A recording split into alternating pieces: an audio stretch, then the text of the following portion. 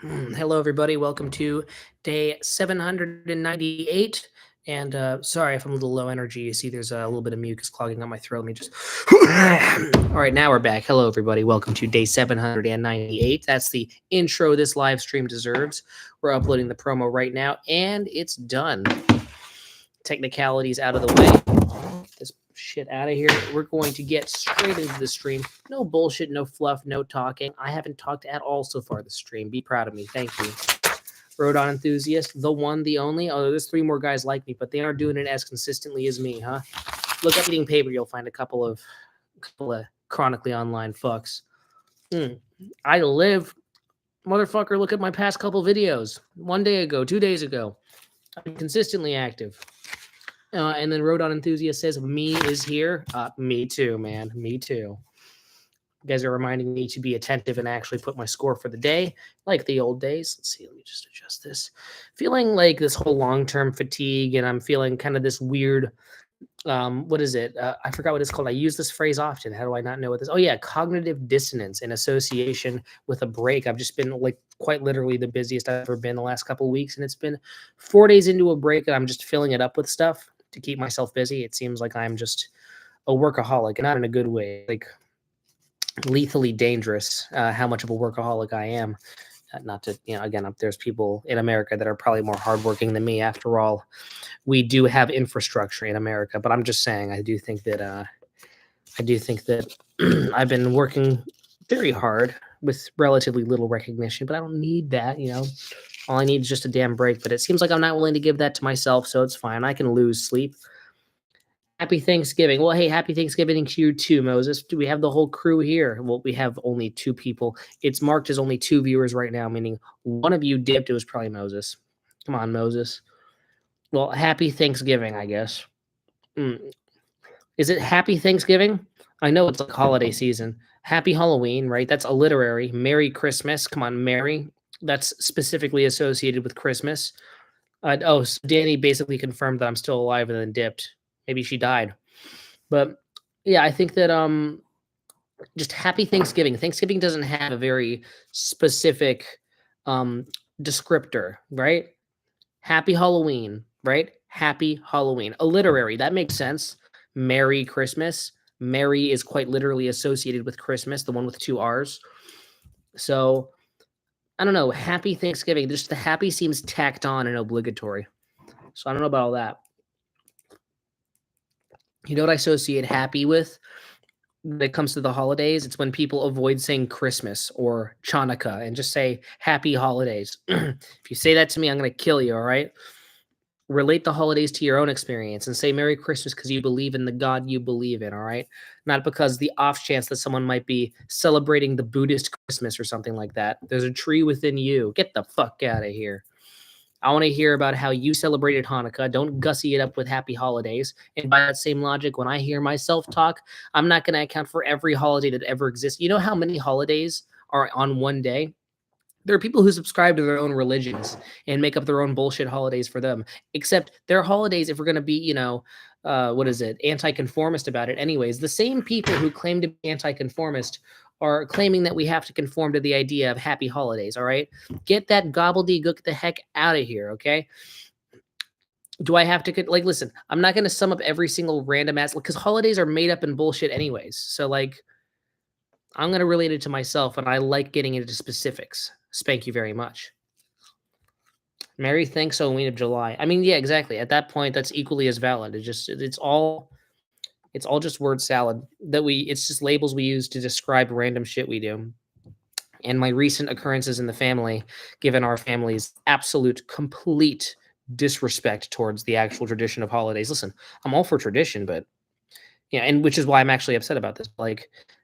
I think the recent events have made me realize how little it matters, which is very depressing, which is, technically you're being more logical if you say that the traditions hold no purpose. But still, and again, I was only deconstructing the idea of holidays because the same people who I see making a big thing about having to do happy holidays based off the specific conformity of whatever holiday each individual person might be experiencing, and want to exclude any of them. It's like, come on. weren't you the guys who were basically saying that everything needs to be deconstructed and we got to stop using labels? So are you using labels? Yeah, you see, exactly. We got to keep this up. Thank you, Rodon Enthusiast. Also, I still have not put my thing in here. What my score. But yeah, due to me being a little tired, it's still above average, but we're going with a 6.7 right now. I've been dissatisfied. I've been dissatisfied because I've been too busy to do the things I truly care about. Like I need to still watch my weekly movie every Monday. It's been 2 months and I haven't been on it. I really missed a lot of good stuff. I hope to get back on the grind. It's just I need to find openings and the technicalities of it getting sorted out. It requires patience, but it'll be sorted out, especially for next year. I predict 2025 is going to be an absolute banger of a year for movies.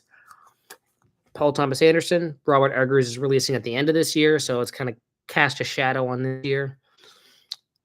People theorize that either next year or the year after, Ari Aster is going to release Eddington. Like, that's going to be great. Watch Godzilla Raids again next Monday. You're saying watch Godzilla Raids for a second time because I haven't watched it the first time, or there's a movie called Godzilla Raids Again, or third option, there is a movie called Godzilla Raids Again next Monday.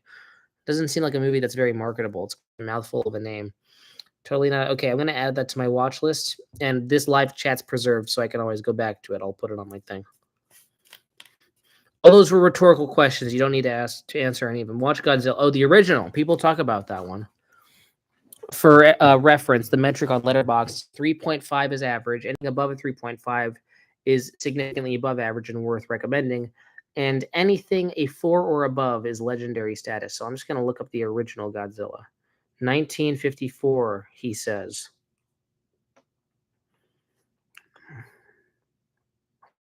While I'm searching this up, it's going to be quiet enough for you to hear my fart. Check this out. That was not loud enough. I'll practice it, guys. It's got 4.0. That's pretty good. For a 1950s movie, really appreciating the font on here. They were ahead of their time. It's got that 2003 Lincoln Park font. And it's hand-painted, too. I can respect that. Yeah, well, I'm going to save this. And there we go. Bam.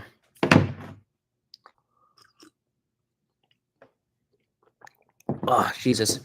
Well, I do think that it's only the second best rated Godzilla movie because there is Godzilla -1, which has a 4.1. Your classic black and white film's been beat. Although I did see Godzilla -1 minus color when it came out. I've never seen the color version, which honestly, I like that one way more than I could imagine liking a normal color version. It's so good. Watch Godzilla -1 minus color specifically. Such a one of a kind film experience. One of my favorites of that year. Okay, this is good. Wait a minute, Rodon Enthusiast. Were you brought here by the Godzilla YouTubers? While he answers that question, I'm going to give some context. Around earlier this year, I believe March of this year,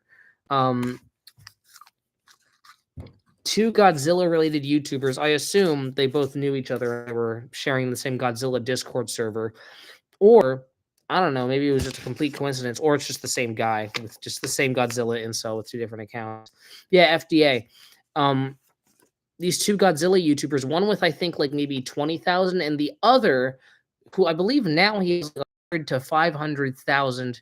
He's going up to 1 million. They both made community posts at the exact same time. They just happened to stumble upon my channel, and they gave it a huge recommendation. They plugged the link for one of my videos, and the shit blew up uncontrollably for a solid month too. So show me your channel. You don't watch them anymore. Their content is mid. Hey, I'm glad that I could take the torch from them as they pass it along to me. I'm glad I'm able to consistently make engaging, totally entertaining variety content. You never know what you're going to get. He's eating paper this time. Who would have called it? 2024 was an interesting year to say the least. Made some mistake and got humbled, but I hope that 2025 will be awesome without the first E. You got to put AWE. But yes, thank you. Thank you, Moses. Well, Moses, with you specifically, it's not just the mistakes and recognizing you make them, but you got to show through actions and not words that you can commit better. Although I haven't seen you since you had your epiphany and then went to rehab or whatever that was. So that's good. Um, Godzilla versus Destroya with an H at the end. Let me check this out.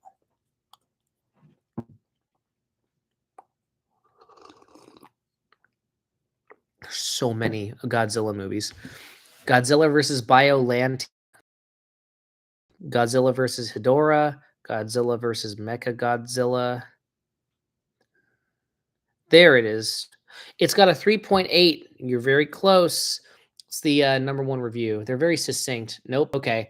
So most Letterboxd reviews, the top rated ones are like really funny one-liners about the movie. With Godzilla, it's just such a niche audience. It's all just literally paragraphs and fucking giant essays. It's a Godzilla movie. Chill out. It's so, oh my fucking God. Holy shit. Yeah, no, I'm not saying a Godzilla movie can't be deep. I'm just quite surprised that there's so much. Like, you'll see a movie like Gladiator, and the #1 review is, "This is spar, blah, blah, blah. Oh shit, sorry, wrong movie." Good one? When it wasn't even a good joke. All right, yeah, that's. I think it was a whole thing. It was described as like an epidemic in film reviewing, where it's like it's called the Letterboxd film review pandemic, where people are, instead of taking stuff like, Roger Ebert's in-depth reviews of the intricacies of a film, people are just going to let one funny line about the movie from a Letterboxd review and just go, yeah, all right, that's good enough for me. And there is a claim by some old man yelling at a rock that it's all about looking in, and if you are just looking at Letterboxd reviews, you aren't looking, and you're only getting the surface level. And I'm like, I completely disagree. Whoever wrote that didn't look at every single Letterboxd review. They're just looking at the top and not bothering to scroll down, because tons of Letterboxd reviews, as I've just shown, go real deep. Excuse my burp. I wonder what the orange man will do once he becomes prez. Oh my God, every single thing you type in here. Yeah, I think he's going to do lots of fiscal spending. His federal spending's been known to be very dicey, but at the same time, if we can get more things like the 2018 Tax Act, I'm honestly going to be okay. It can't, like, I know people complain about the federal spending, and I know that more unreasonable, stupid people complain about the surface level stuff. Like, he said that Mexicans are rapists, when if you watch the whole clip, that's not what he's saying. So for moving past the really surface level shit about Trump, if we're going to not talk about how he's such an insane bigot, because he's not, it's not that fucking, it's really more nuanced than that. And it's surprisingly simple at the same time, because it's really just the fact that people picked up that he was not exactly a conformist. It started a flurry. However, his authenticity often tricked people into thinking that he was entirely truthful. He's not the most truthful guy out there. What I'm looking out for is more things like the right to try, and a lot of, like, honestly, his tariffs have worked out well. At risky, I'm not going to say it's going to pan out well, but I feel like the tariffs are going to be pretty good for us. All right.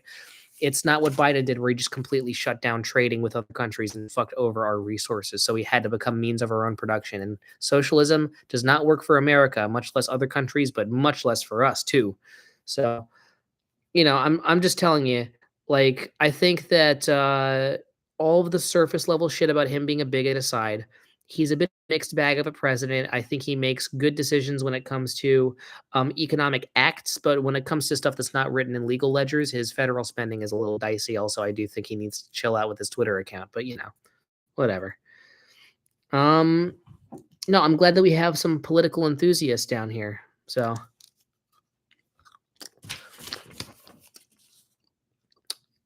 Rick Astley, but made of stone.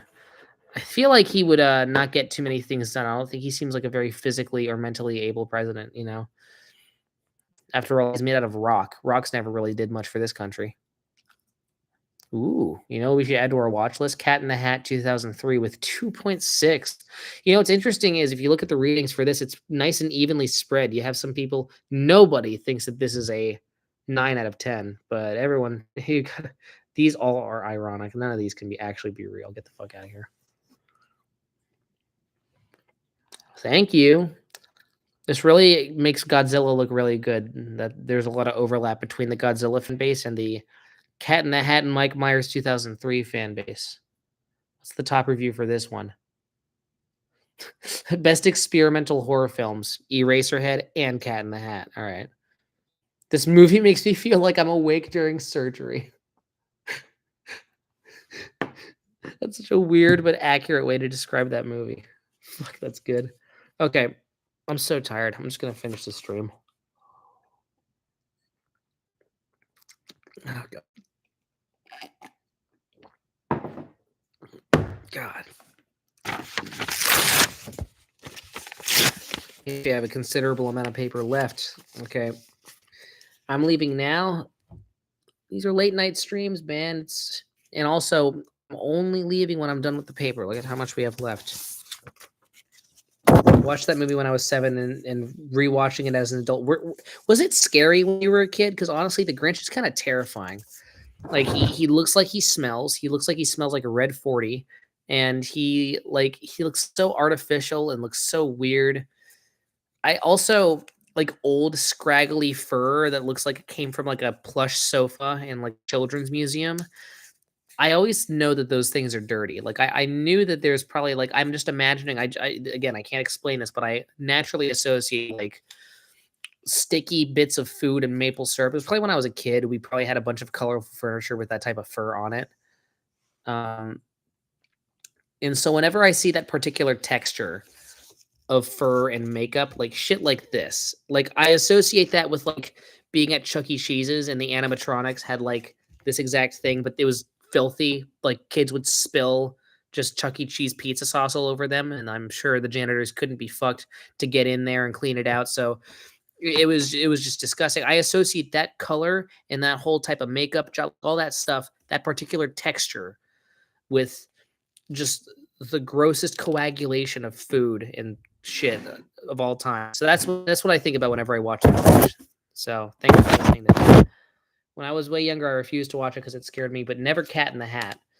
Yeah, that's interesting. It's interesting that Cat in the Hat is okay.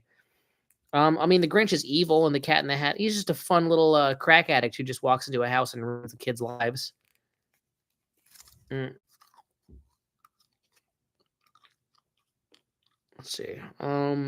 Shit, I wasn't even paying attention. Moses gave his answer, then you gave your answer. All right, I forgot that Moses answered the first one like that. Yeah, okay. It was just because it was like a normal answer, and I'm used to Moses just saying some random wacky shit.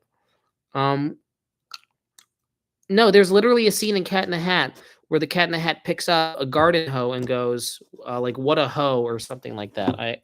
I swear it's an actual scene, and the joke goes about as well as I made it sound. This is Mike Myers we're talking about. This is Shrek. How did he fuck this up? Cat in the Hat hoe scene.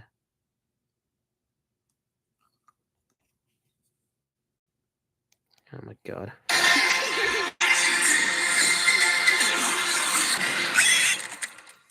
Thanks.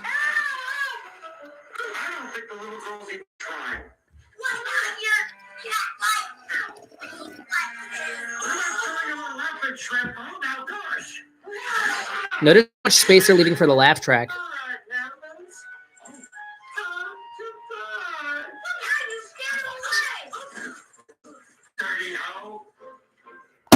Okay. Yeah, that's the joke right there.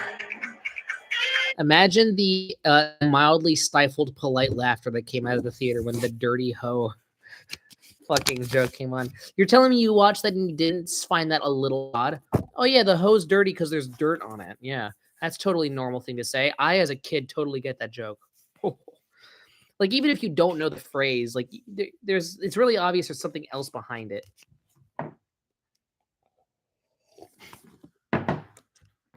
When he's looking at a picture of the mom and his hat just shoots up. If I look up Cat in the Hat erection scene, that should show up.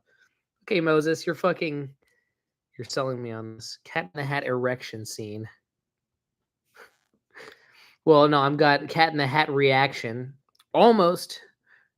Is reaction a anagram for erection? No, there's no A in there. Fuck, that could have been awesome. Oh my Did he just say humana humana? Oh my god. Michael Myers, what happened? Now I know why he looks so introverted in Inglorious Bastards. He embarrassed himself. He made himself a national disgrace with this movie. And he's in Inglorious Bastards. That was like one of his last film roles, and he looks so ashamed to be on camera. Like this movie made him scared of cameras. Okay. Who is this?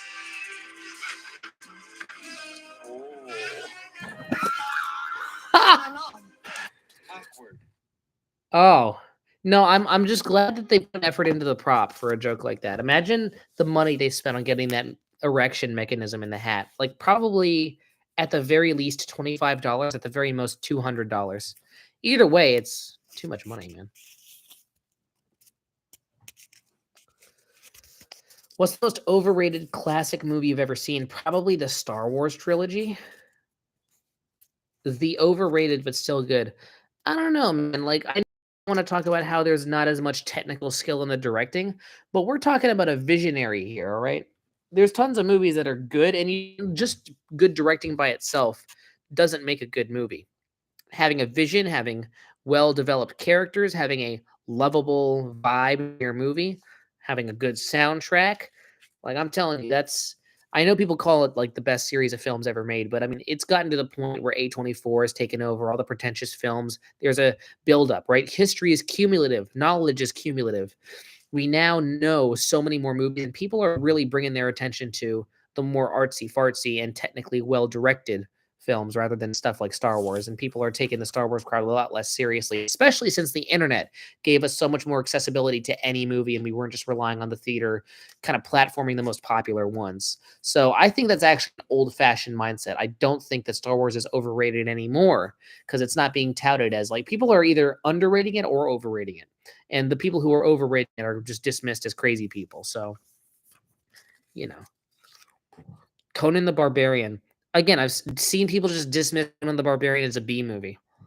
Like neither of these properties here are like touted as best ever. So I'm still not seeing a hot take here. Predator Pope, which is an excellent username, by the way. I need to have like a button and a soundbite for like, I don't know, like I just need an applause button for when someone with a really badass profile name shows up. Do I fuck with Onimai? What the hell is that? I'm not even going to Letterboxd for one. We're going straight to Google.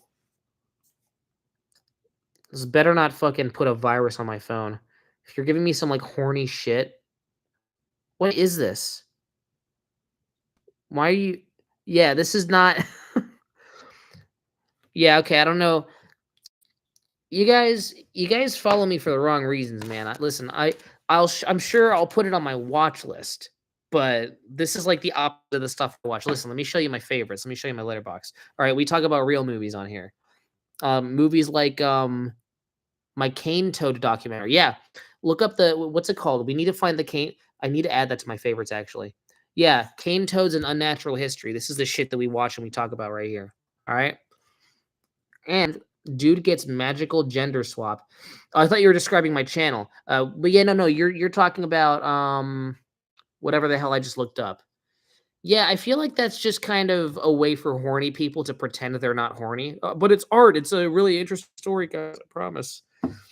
Again, just looking at what this is. Every time I've seen a clip and if someone from my 6th grade class fucking chained me to a chair and forced I'm like, it's trying way too hard. It's trying way too hard to be like to be cutesy, and I know for a fact that there is some fucking guy with no shirt on who's overweight, and there's like probably little pieces of donut stuck in his fat flabs, and he's like, "Oh hell yeah!" Adjusts his sweaty fedora on his head. And he's like, "Yeah, this is art right here."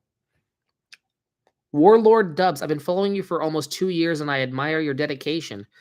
Well, hey man, I admire your dedication. I'm just having fun. I'm just eating over here.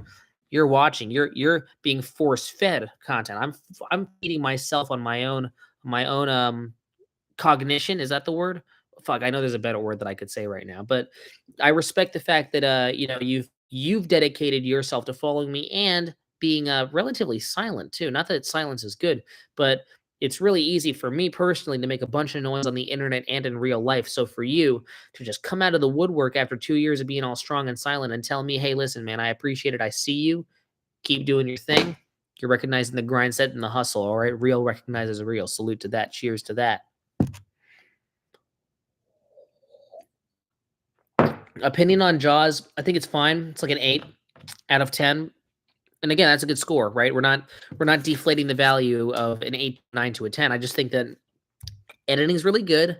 I think that there are many movies made afterwards because Jaws was so insanely popular. It's one of those movies that was too good to stay good. It's weird. It's like a weird paradox because when a movie is so good and so influential, a bunch of filmmakers try to copy it, and many of those films or those properties find better ways to do the same stuff.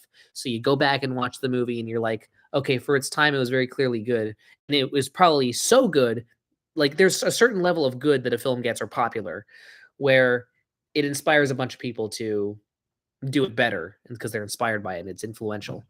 So in a way, being extremely good is kind of a curse for a movie long term. It makes it worse because the industry will evolve around your work in a certain way that'll devalue it later on because other filmmakers' efforts will learn from how relatively simple your attempts were and do more advanced versions of it. So that's kind of depressing. This is why the well-made but less influential movies that are less marketable or just straight up not as good end up being looked at more positively in retrospect because it looks better because, like we're screwed over. Stuff like the Cane Toad documentary. I like how the movie poster is them fucking. There is a scene where there's a cane toad corpse and another cane toad finds it and fucks it, not realizing that he's fucking a dead corpse in the middle of the road. And this cameraman, the guy who's making the documentary, Mark Lewis, this gentleman is just filming this. And there's like probably 10 minutes where they're just narrating over the cane toad corpse fucking. So yeah, that's what this is all about. So make sure to watch this. Add that to your watch list. I'm so glad I watched this. God damn it. Top Letterboxd review. This documentary is absolutely riveting. Fuck it, guys. I trusted you. I trusted you to not be corny. Get out of here. Is it actually a documentary? I'm not pissing nor am I shitting you. It's an excellent documentary. Go subscribe to Criterion. You'll get access to that and many other excellent pieces of film.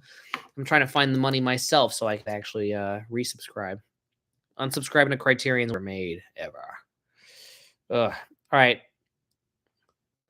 On the Star Wars sequel trilogy, I mean, I have nothing new to add. It's an abomination.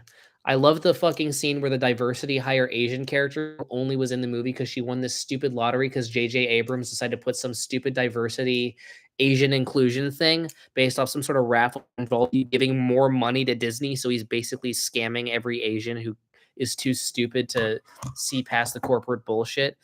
And then they have the Asian character. The most significant thing this Asian character does is there's like a bunch of capitalist aliens who have like a rich capitalist casino, and then they overthrow it and burn it down. They just ruin the lives and the livelihoods of just millions of aliens because they're capitalist and evil. I think that's kind of summing up of those movies that I can give you. It's vapid, stupid. J.J. Abrams, I don't know, man. I hope he can take a filmmaking class or something. Actually, a story writing class, maybe an empathy class, a class on how to be human. He kind of behaves like a robot, trying to disguise himself as a human who just discovered human emotion for the first time. God bless that man. All right, that is it for me. I am done with the paper. Let me verify. You see, all gone. So just know I'm going to see you tomorrow. That'll be day 799. We're getting so close.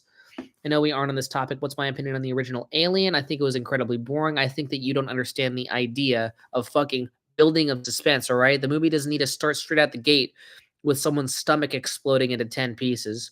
I think you get to know the characters. It's like a classic horror movie where not that every movie needs to do this, but I mean, the best movies do this. The Shining did this. Hereditary did this. I mean, every Ari Aster movie did this.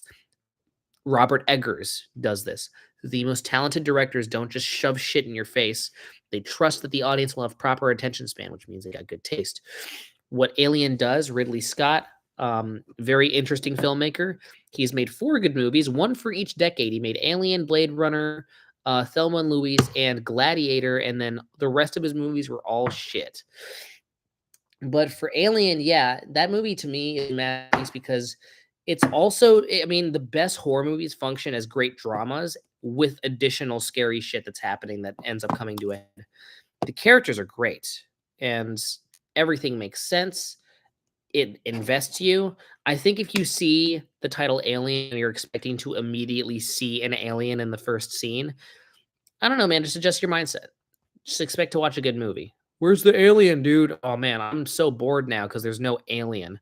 If I think anyone who doesn't think that the expository part or the character driven introduction to the movie isn't interesting, those people just were, to me, I think those are people who are just looking for just an alien, a generic gray alien to start dancing around in the first scene.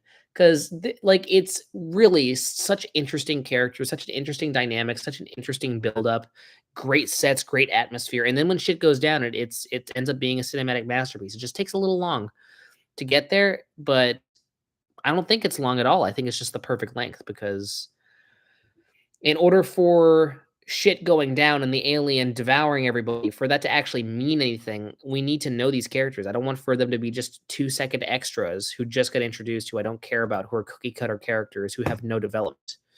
You got to put them in a slightly mundane environment and flesh this out in order for the movie to mean anything. So yeah, I did completely disagree. But I mean, hey, that's your experience. Realize you about to hit 800. Hey, it didn't have music, making it bland. No Country for Old Men is one of the best movies to ever exist, and it has no music. Music is a huge part of movies, and if you have no music, it's actually quite a challenge to make a good movie, especially if you're not a good director. But if you're, someone like Joel and Ethan Coen or Ridley Scott, I don't know, man. I think that's a situation where music, it's a great set of training wheels that helps your movie really reach new heights. But if you're good enough of a director, you can make a kick-ass movie with no music. Also, some of the best action scenes are the scenes when people decided to get rid of the music. When Christopher Nolan got rid of that stupid ass orchestral Hans Zimmer shit for that big, truck grenade launcher fight scene, like that was the best scene because there was no shitty music. So music isn't everything, guys, with movies. All right, guys, thank you so much for watching. I will see you guys tomorrow. That'll be day 790. What day is it? Or 799. Make sure to live, laugh, cry, and also not die. And until next time, this is goodbye. Watch Nora. It's a good movie. Movie of the year. Wrong. I didn't click the button. Hold on. There we go.